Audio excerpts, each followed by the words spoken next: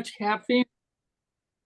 All right, let's we'll go ahead and get started with our call to order here. Welcome to the General Government Committee. This is a special meeting taking place on Tuesday, February 18th, 2025. The time is 8 a.m. We're going to go ahead and jump right in because we have a pretty full agenda. So we can dispense with roll call. All council members are present and accounted for. First item is approval of the minutes from the December 11th meeting. Is there a motion to approve the minutes? So moved. And a motion by Councilmember Doff and seconded by Councilmember Kathy. All those in favor, please signify by saying aye. Aye. Those opposed, motion passes unanimously. So for our agenda, we're not changing the agenda, but we are going to swap items 6 and 7 in terms of order so that we can try to get to the action items earlier, because I have to hop off a teeny bit early, at which time Councilmember Doff has graciously agreed to continue chairing the meeting after I have to hop off. So the first item on the agenda is item number 4, the service provider agreement with ICF Jones and Stokes LLC for Bush Prairie Habitat Conservation Plan Phase 4. And Brad, are you going to help us walk through this one? Yep. Great. All right. Thank you. Good morning, everyone. So the first item is this, as Michael mentioned, is the service provider agreement for Phase 4 with ICF Jones and Stokes. We are now on Phase 4 grant for working on the Habitat Conservation Plan. This particular contract is about slightly over $500,000. The intent is to basically get a public draft of the HCP completed. We're currently on schedule to do that this year, as well as start the NEPA process. Also, again, we're aiming for this year with the services help.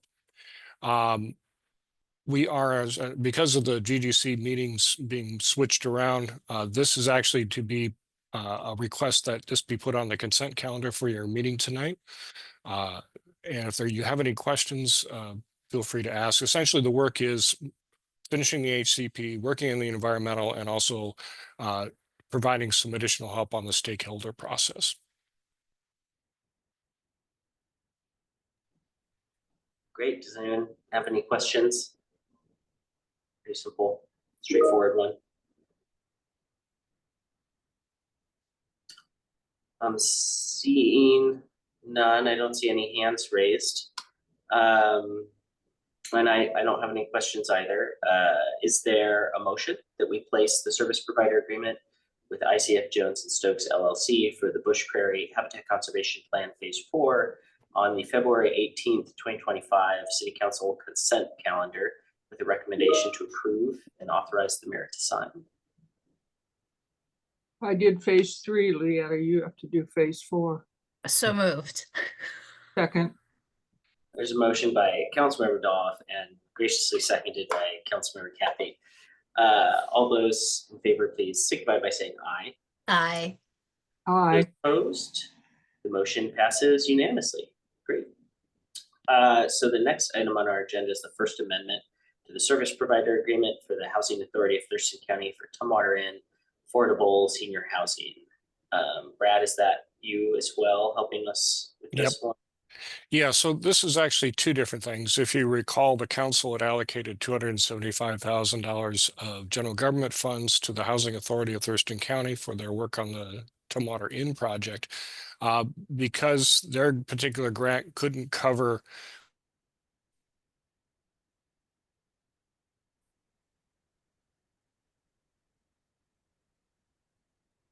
Is he all frozen to you?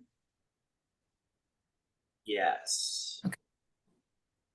Brad, I don't know if you can hear us. I think you're There you are. You're back. No. You were back for a moment and then refroze. to you.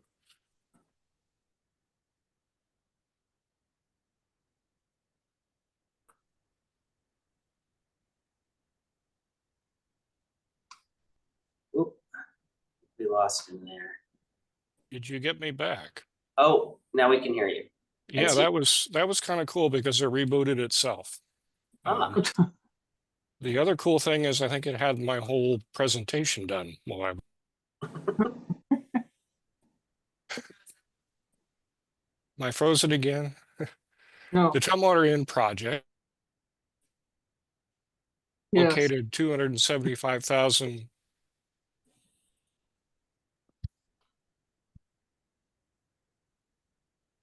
We keep hearing you a little bit and then you keep freezing, but it looks like Brad's gonna go try to find another terminal and then rejoin us. Erickson, can you hear me now? You're in a tunnel, but yes, we can hear you. Okay, now can you hear me? Okay. Yes. I'm Sharp and Erica clear. Smith. Thank you. This is actually really cool. My name is Erica Smith Erickson. You look amazing. Thank you. I feel fabulous. The particular item we're talking about is again another one that we would like to have on the consent calendar tonight. It is the First Amendment for the Housing Authority of Thurston County. Back in 2023, the council allocated $275,000 of general government funds for this effort. The monies were to be used for mediation and also relocation assistance. The amendment does two things. It extends the contract through the end of this March. And number two, it reallocates the funds. The money they needed for relocation assistance came in at much less, and the mitigation costs were much more. So this is swapping those around.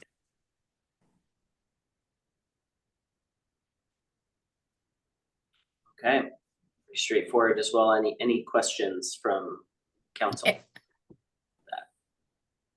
No. Nope. I'm just glad it's getting going Yep, a little further, step by step. Yep, as are we. agreed. Well, if there are no other questions, is there a motion to place the First Amendment to the service provider agreement with the Housing Authority of Thurston County for Tumwater Inn affordable senior housing on the February 18th, 2025 City Council consent calendar with the recommendation to approve and authorize the mayor to sign? So move. Second. There's a motion by Councilmember Kathy and seconded by Councilmember Doff. All those in favor, please signify by saying aye. Aye. Those opposed? Motion passes unanimously. Great, moving right along. So for the next one on our agenda, like I mentioned earlier, we're gonna swap 6 and 7 and go ahead and go into ordinance number 7, which is suspending the annual comp plan amendments. Brad, I think you're with us again on this one. Yes, this particular I can't remember if it's ordinance or resolution. We're basically extending the deadline for that. When the council originally passed this in 22, delaying it, our due date for completing the update was June 30th of this year. The legislature has subsequently moved that out to December 31st. And so what we'd like to do is also extend this particular request on the amendments, not taking in additional comprehensive plan amendments until 26 through this particular ordinance.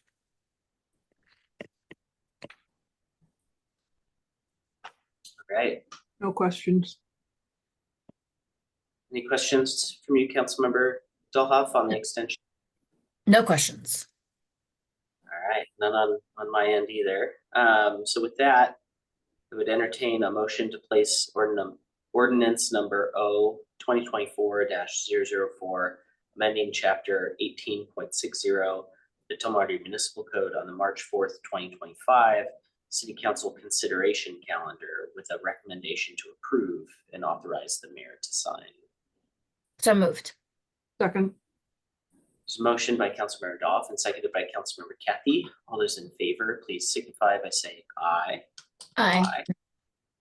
Those opposed, motion passes unanimously. Great.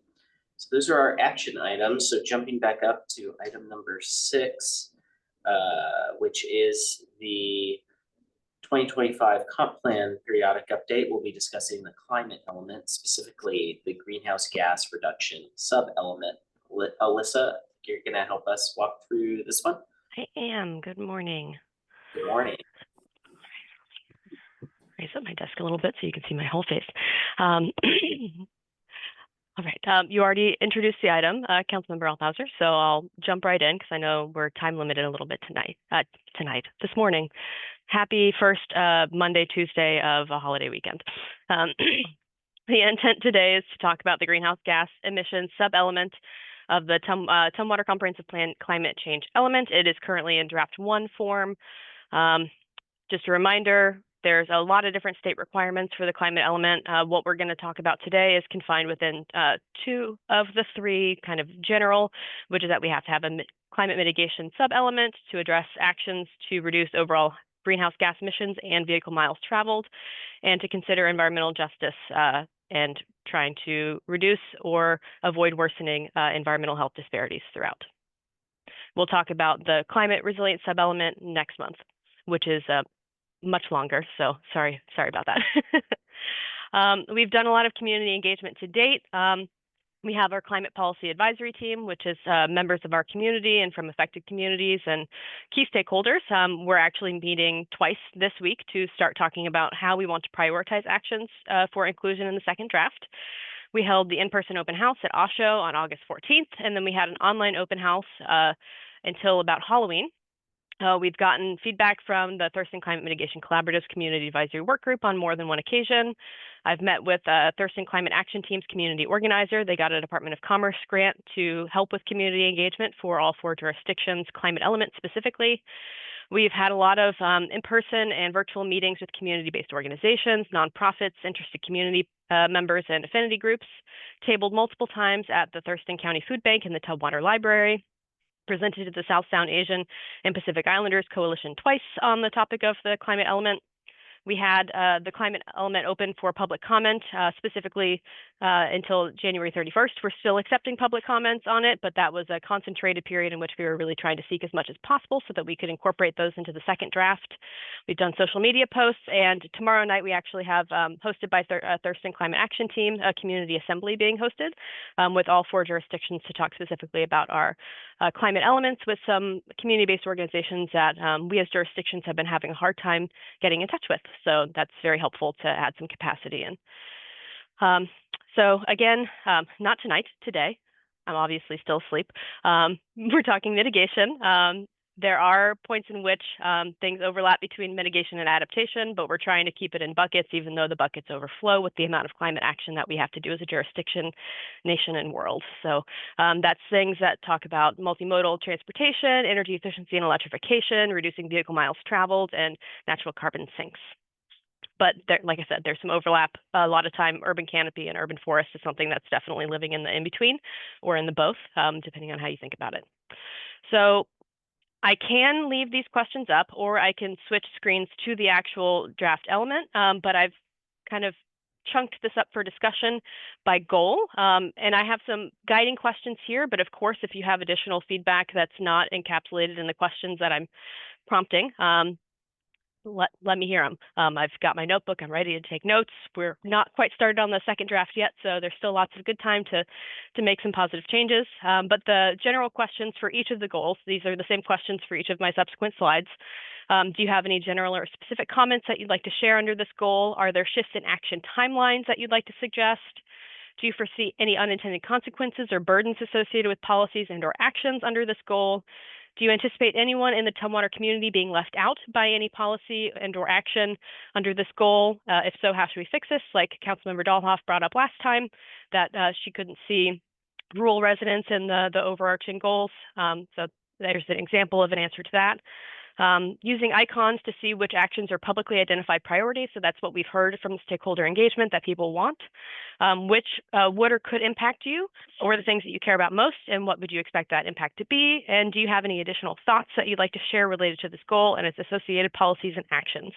And now I'll ask if you would like me to keep these questions up, or if you would like me to put the draft element up and kind of scroll through however you would like to have a visual assistance for the discussion on each goal.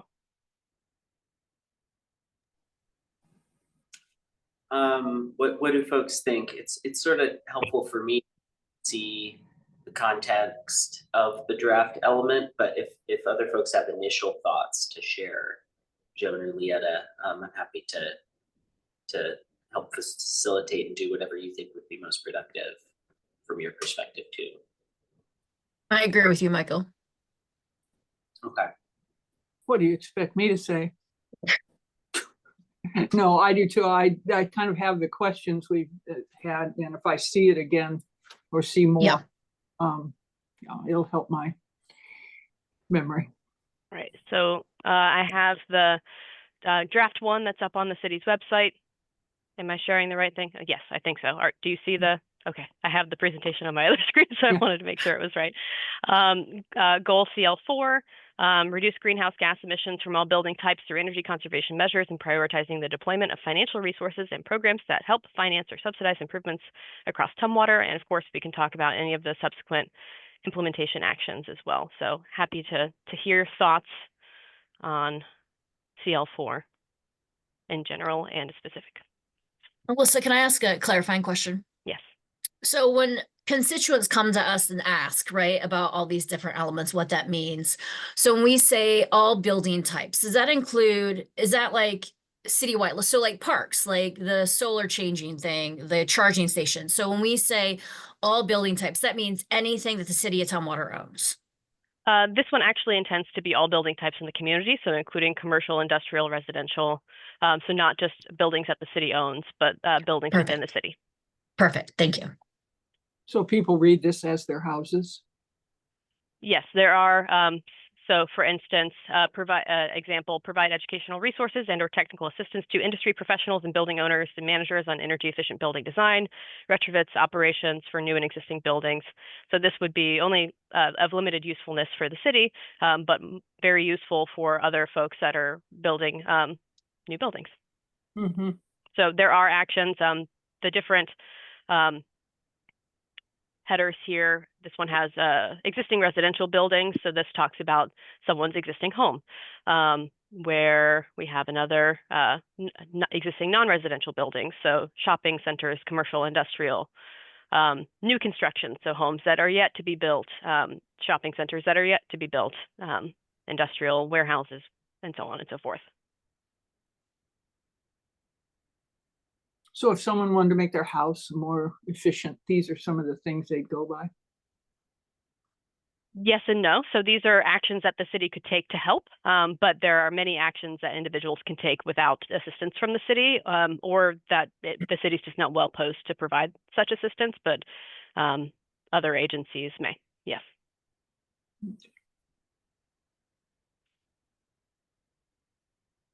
Any other thoughts on CL4 in general? For this one that's highlighted in blue, for energy performance ratings, that would come in the form of an ordinance as opposed to a program, correct? Yes, if we're requiring it, it would be an ordinance. Yeah, okay. So that's something that we may start working on in 2027, and it would take 1 to 5 years to complete our estimate. And there was a bill that did this last year. I'm not sure if it's around still. And I don't remember if that required it for locals, but it sort of seems like our hand might be forced to do this sooner rather than later. For rentals? Legislature does, right? Yes, and I know that there's some bills in session right now that are related to a lot of the actions that we have in here as well. So whether or not it authorizes us to do something or just provides some additional political cover to make it more acceptable for all to do things as well. Okay. Yep, I know that. So the energy performance ratings, the Clean Building Performance Standard, that passed a number of years ago and does include multifamily residential up to a certain square footage. So it would have an energy performance rating for like large apartment buildings, but not for like a middle housing kind of. Yeah, so that exists now. That was the Dolio bill from a few years ago. If it's the Clean Building Performance Standards, then yes. Yeah, okay. Thank you. Shall we move on to CL5? Okay. Sorry for the scrolling if it makes anyone nauseous. All right, same questions asking for any sort of feedback that you might have on goal CL5. And this one focuses on on-site renewable energy technology across building types through providing funds, code changes, and educational programs.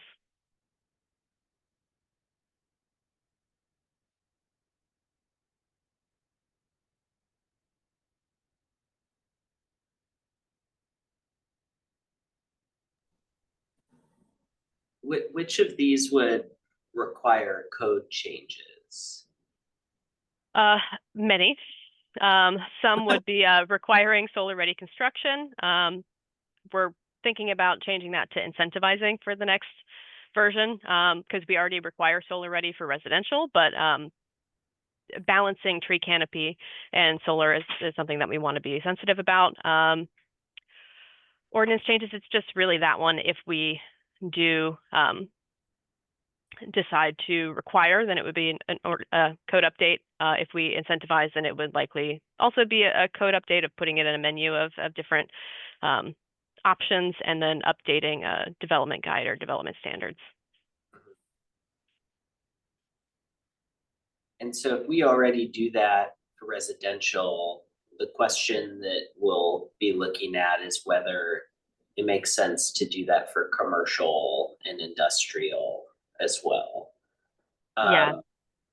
Which would seem like tree canopy sort of seems like more of a concern there for residential because the buildings are smaller.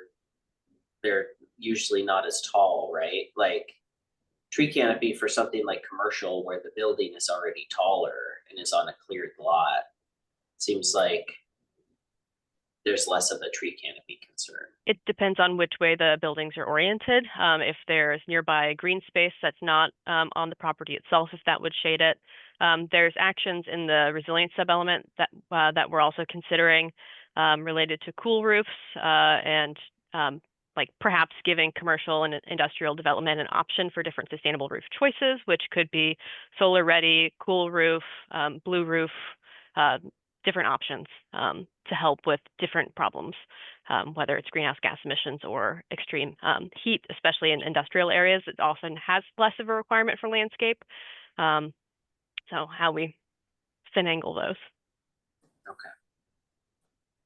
I see the one there that says pursue public-private partnerships. Are you preparing yourself for a change in what the larger public, what this administration thinks about these environmental things? Is that going to impact Oh yes, our ability to get grants and things? tremendously. It undermines a lot of actions in this and takes away a lot of support that would have made this significantly easier and done at the scale at which is most appropriate at the federal scale. So yes, it's a harder uphill road now. So when we're ready to march, you'll join? I'm not going to say that on a publicly recorded video.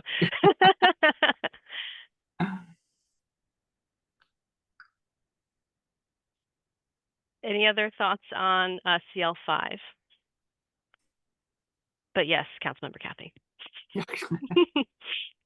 I'll let you know. Goal CL6, reducing greenhouse gas emissions by making it easier for people to shift to low or zero carbon transportation modes through policy programming and regional partnerships. This one really tries to uplift biking, walking, rolling, other active or non-motorized options, which we heard the most about from the general public, that they want biking and walking to feel safer, to be safer in Tumwater. Any thoughts or anybody being left out or unintended consequences? Alyssa, I just have a question. So going over these again, I just think about all the threats to all the departments. How do you track the impact? So I'm seeing this, and I think the conversations we've had with Brandon regarding sidewalks, right? But if we don't have access to get to the sidewalk, how do you keep track of all these elements in the impacted departments? All the departments that are involved with actions have been consulted before this draft went public. So Brandon knows that there are actions in the climate element, and I am actively involved with community development and Brandon's department as we develop the transportation element, which is going to produce a bike and pedestrian plan, the city's first bike and pedestrian plan with actions. So all aspects are talking to each other, both in policy and in real life. We're having constant communication to make sure that we're doing everything and making sure that scopes of work are aligned with grant proposals and contracts and goals and the thirst and climate mitigation plan and all aspects and DOT level of traffic stress methods. It's a whirlwind, but we're doing our best to keep everyone informed and keep track. Perfect. And then with regards to our boards and commissions, how do you track which elements would go to a board or commission? Like I'm thinking like the tree canopy. And I know when I got my solar panels, the recommendation from the tree company was to take my trees down. And I was like, no, I just need you to trim them. So how do you track which boards and commissions will be like working on this to present to council? When it comes to tree board specifically, their actions are limited to what council asks them to do or implementing the urban forestry management plan. So if an action isn't something that's assigned to them in the urban forestry management plan, I would actually need council to ask them for their help. I can't necessarily put something on their agenda that would require a council request. So the tree board members as community members have been sent the climate element and have been asked to provide comment and to review, just like any other community member. But as to bringing it to the level of adding it to an agenda, I would need y'all's authority to do that. Otherwise, Okay. things go to you all in General Government Committee. When actions, ordinances are further along as opposed to the plan itself, but implementation of the plan, it would likely also for tree board specifically need council authorization to go onto their agenda as well. That's a good reminder. I'm just thinking about as we go through all this work and we talk about incentivizing and you're brainstorming and connecting, I think that would be a good element for some of our applicable boards and commissions is like, what does that incentivization look like to like offset the load from you all a little bit, but also get them to feel like they're contributing a little bit more? Yep, they would like that. Okay. Not to Thanks, speak for Lisa. them, but I suspect they would like that quite a bit. I'll keep scrolling in CL6 here. So how do we ask them? How do we give their, sounds like they have to get permission or something. Is that? It's a specific request from council. I used to have the section of code printed at my desk, but I don't think I do Okay. at the moment. Karen could probably speak to it the best. Okay. Likely at my desk. You don't. But my thing is like, does it have to come from full council? Can it come from a request from general government? Karen, would you? Sorry, are you asking about sending a request to a board or commission? Question. Yeah. I think it would have to be the consensus of the council as a whole. So we can bring up this idea when assisting like Alyssa and all the elements and like getting ideas from a board or commission, we can have like a work session where you can get a thumbs up from everyone that we'd like the tree board to look at incentivizing. Sure. Yada, yada, yada. Okay. If the council thinks this is a good project for a board or commission, absolutely. Yes. Okay. Thanks, Karen.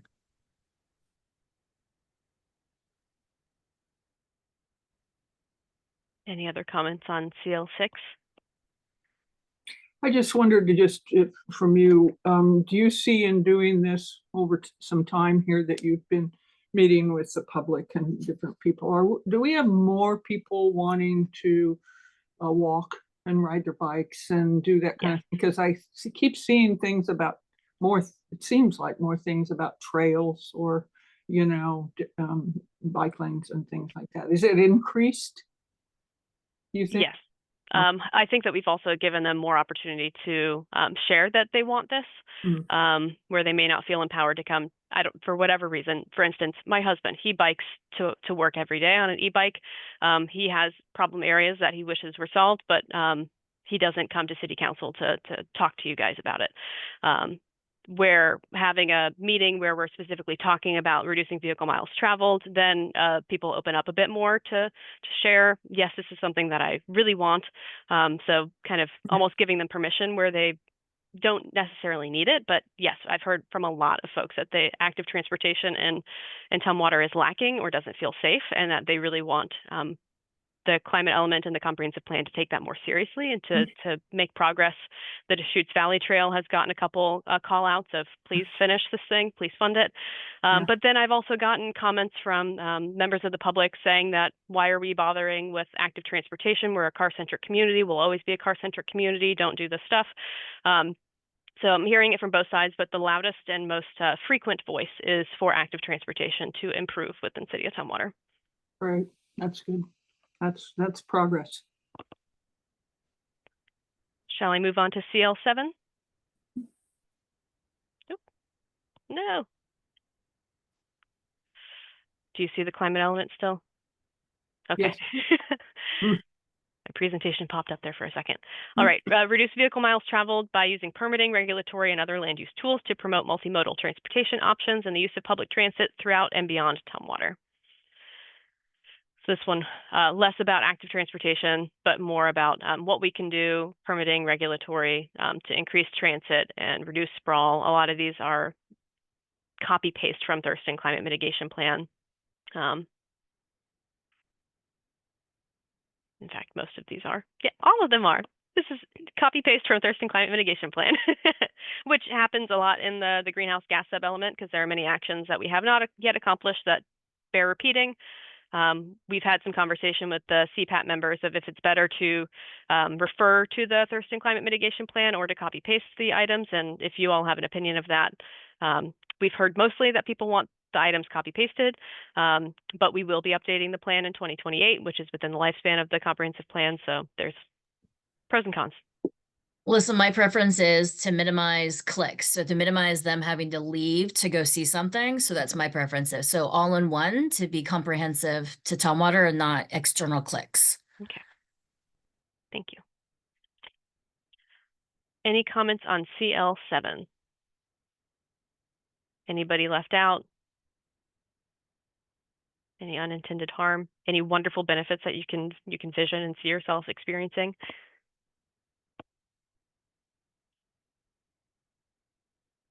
No, I would just lift up that a lot of these things are some of the things I hear about the most in the community from constituents. You know, some of the walk, bike, run pieces, and then transit choices in particular, and having more viable choices. These are like, those are things that I hear about all the time from people in terms of access. And I think you described it as people don't feel safe sometimes when they're on a bike. I hear that a lot too, that Capitol Way is daunting at rush hour if you're trying to cycle it.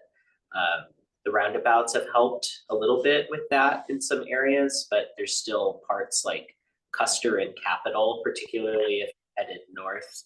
I'm sure you hear about that too, and I hear about that from cyclists a lot. Even though we did do the lane separation there, but you still have to cross the right turning traffic to get into the bike lane in between those two lanes now when you're northbound, which has made it a teeny bit better, but also it's just still feels very difficult, especially if you're to stop and then you have to start going from 0 to a more manageable speed. That's still a challenging intersection for folks. Yes, and it will be one that you all are visiting on the joint Planning Commission, City Council Transportation Tour. So get ready to physically experience that if you haven't already. Yeah. And I do have to hop off in a minute here. And Councilmember Dahlhoff, again, thank you for chairing the rest of the meeting for me. Shall we move on to CL8? I think there's only this one and one more in the sub-element. So this one is strengthening existing policy and regulations to deploy and enhance natural carbon solutions that are ecosystem appropriate, store carbon, and offer co-benefits such as pollution reduction, wildlife habitat, and climate resilience. And I think I emphasized this last time, but just want to note what ecosystem appropriate means in this setting is that we're not going to afforest prairies or other endangered habitats. Different rare habitats and habitats period have a right to exist. So just clarifying that we're not trying to plant a bunch of trees on a prairie habitat, but planting trees is an appropriate choice where it's a forest or was a forest. Any comments, thoughts, suggested edits within CL8? Which a lot of these are Thurston Climate Mitigation Plan actions. Some of them are Urban Forestry Management Plan actions repeated.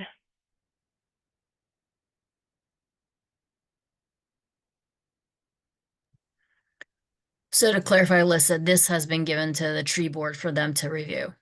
Not as official tree board, as the official tree board, but as members of the community, yes, but not within their meeting.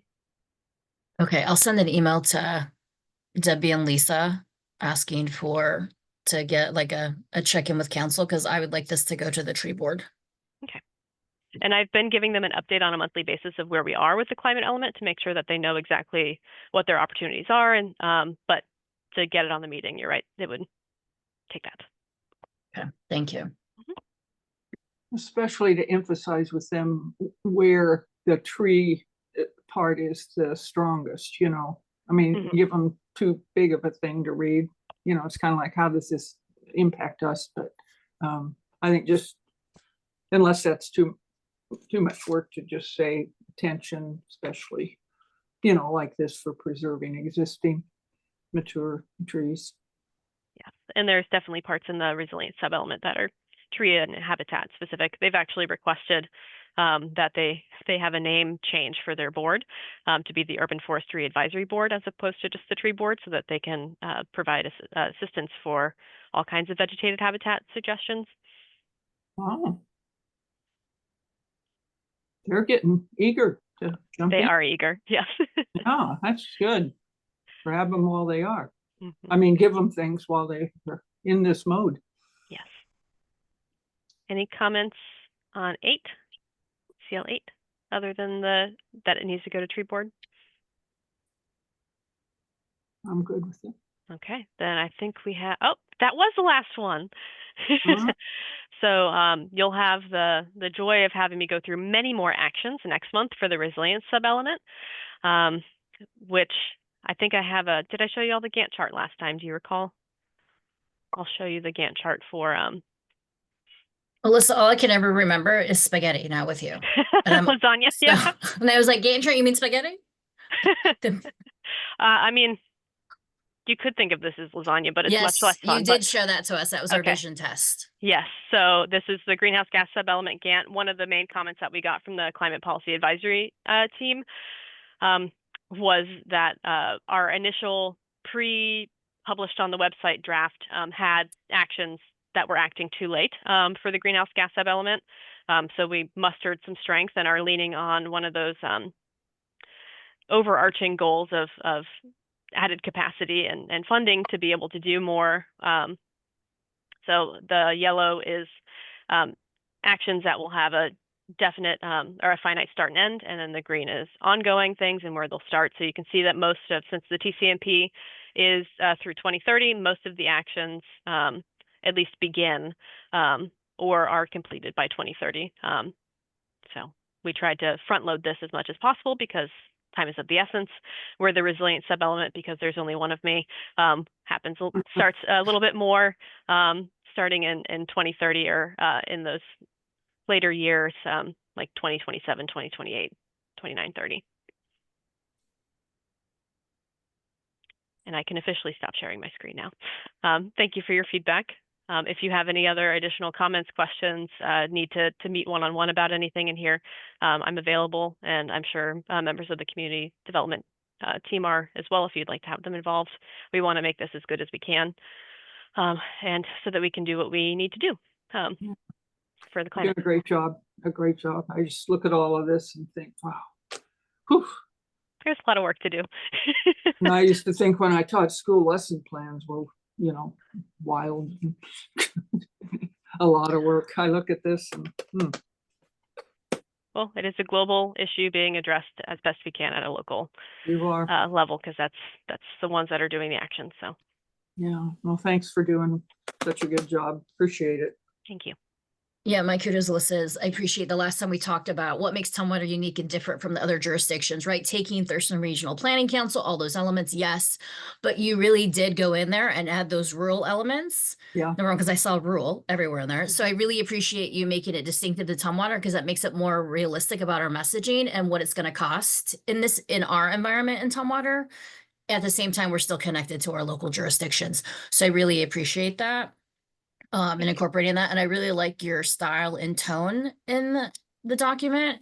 It's not so overwhelming. It is overwhelming, but you also map out a path that's very clear, like this is what it's going to take. And then it comes down to council. We're making it a priority in our budget. So I really appreciate your work. And thank you. Something that struck me last time when we talked about the overarching goals, as well as a conversation that I had with a gentleman at the food bank, was making sure that people can see themselves in the comp plan. And that's something that community development and I are working on, and our consultant for the climate element as well, of maybe not necessarily user guides, but fact sheets for I identify as this, how is this going to improve my life? So for instance, the gentleman at the food bank, I live in an RV. All of your actions for buildings are for brick and mortar buildings. How do I see myself in this? And taking a step back and thinking about how we're hopefully benefiting all Tumwater residents, no matter where they are in life, what kind of dwelling they dwell in, what matters to them the most, making sure that they can see themselves, because this needs to benefit everybody, including rural residents, which will be another like user group, to make sure that we're making it clear how the comp plan in general and the climate element included benefits them. I love that. I love the different lenses, right? Because when I read it, Yeah. I think of the element of myself, but I also think of our seniors in our community. We want to reduce, miles driven, but yet they have a ton of medical appointments, right? And trying to get access to that. And then the sidewalks, right? And we want them out. The places in spaces we create to bring everyone together. I mean, it all comes together. So I appreciate you like trying to help people identify themselves quicker, which means hopefully they'll get more engaged, right? And respond. Yeah. Whether or not they're engaged, we just want it to benefit them. Yeah. I have It'd be great if they're engaged, though. Right. what areas or what do we consider rural in Tumwater? I believe that the way that Councilmember Dahlhoff described it before was those that are not on septic and well water, so that don't have our city utilities connected. Also, I'm sure the size of the lot and the use of the lot also makes a difference. So that's considered rural even if they live in the city? Well, I mean, I consider it rural because I was in the county until I was annexed, right? So there could be, I see Brad unmuting. Yeah. I think the intent is to basically talk about the transition from areas that are currently rural in nature to more an urban level, as required under the Growth Management Act. So essentially, we're not saying that there are rural areas that are going to necessarily continue within the city. If they were, they really should be in the county, because of the number of reasons for that. But there are definitely areas that are going to require a substantial amount of public investment in order to become truly urban. So I think it's just a recognition of that. Thanks. Yeah. That's good. Well, thank you. I'll turn into a black screen now. Thank you. Okay, I'm looking at our agenda. I feel like that was it, right? Do we have anything else? You could make something up since you're in I mean, charge. let's go rogue. Let's go rogue. Let's see Yeah. Karen and Lisa come off camera. I'm just joking. I'm just joking. I'm just joking. Okay, if there's nothing else for the good of the order, Joan, do you have anything? No, Yeah. Great work, everybody. I asked my questions and got good answers. Gonna be ongoing discussion. Thank you, everyone. Meeting adjourned at 8:44. Oh, Lisa? Oh, no, never mind. Bye. See you later.